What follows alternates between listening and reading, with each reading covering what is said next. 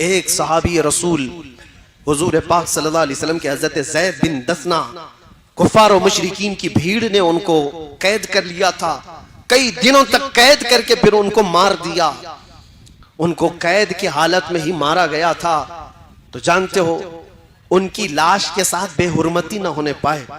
रब तबारक व तआला का निज़ाम देखो, हदीस पाक में मिलता है कि शहद की मक्खियों का एक बहुत बड़ा छत्ता उनकी लाश के पास आ गया और 40 से 45 कुफ़ार और मुशरिकीन वो लाश की देख रेख करने के लिए, निगरानी करने के लिए बैठे हुए थे कि कोई मदीने वाला उठाकर न ले जाए।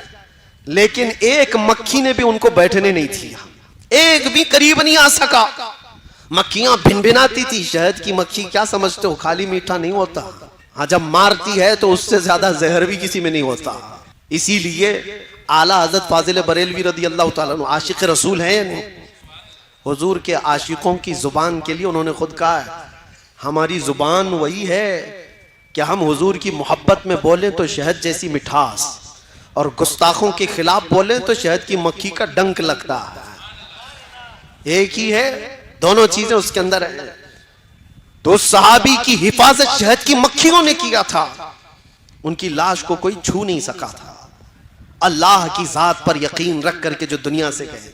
और एक सहाबी हैं, उनको 2 सहाबा लेकर के निकले थे। उनकी भी लाश को कुफारों मुशरिकीन ने मार दिया था। रात के वक्त वो 2 सहाबा लेकर मदीने जा रहे थे। पीछे से 200 के करीब घुड़सवार आए और 2 लोगों को पकड़ने के लिए। वो जब ज्यादा कुफार और मुशरिकीन आ गए तो ये 2 ही सहाबा थे जो लाश लेकर जा रहे थे, एक सहाबी रसूल की। अब ये सारे कुफार और मुशरिकीन इस सहाबी रसूल की लाश के साथ बेहुरमती करेंगे। अब क्या करें, 2 ही लोग हैं, 2 ही लोग हैं, अब क्या करें, 200 पीछे खड़े हैं।